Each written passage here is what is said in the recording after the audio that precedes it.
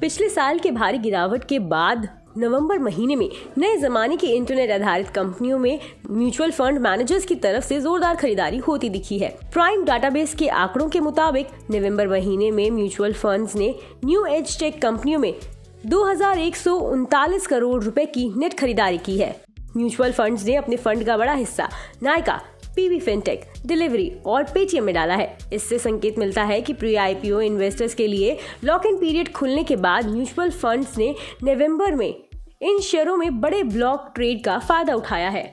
नवंबर में mutual funds ने delivery में 839 करोड़ रुपए की खरीदारी की है। 19 नवंबर को प्री आईपीओ के लिए लॉक इन पीरियड खुलने के बाद इस शेयर में 11% की गिरावट देखने को मिली, लेकिन घरेलू म्यूचुअल फंड्स की तरफ से हुई जोरदार खरीदारी के चलते इसमें से ज्यादातर गिरावट की भरपाई हो गई।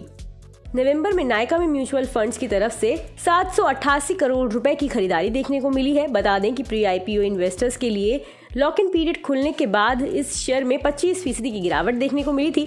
नवंबर में इस स्टॉक में म्यूचुअल फंड्स की तरफ से हुई खरीदारी इस बड़ी गिरावट की भरपाई करने में बहुत सफल नहीं रही है।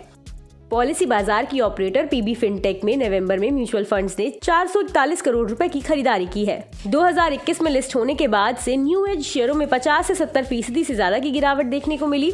इस भारी पिटाई के बाद अब ये शेयर लंबी अवधि के निवेशकों के लिए अच्छे लग रहे हैं। आईसीआईसीआई, प्रूडेंशियल, एएमसी जैसे म्यूचुअल फंड्स ने कुछ न्यू एज कंपनियों में खरीदारी करना शुरू कर चुके हैं। इनको अब इन कंपनियों का आउटलुक अच्छा दिख रहा है।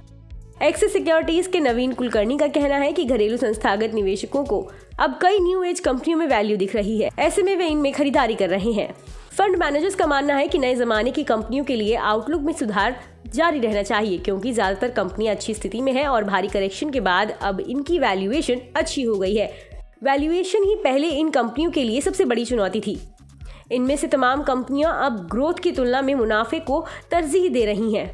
मुनाफे में आने के लिए ये कंपनियां लागत घटा रही हैं। पेटीएम और पॉलिसी बाजार जैसी कंपनियों ने 2023 में किसी समय लाभ में आने के संकेत दिए हैं, जो इनके इतिहास में पहली बार होगा।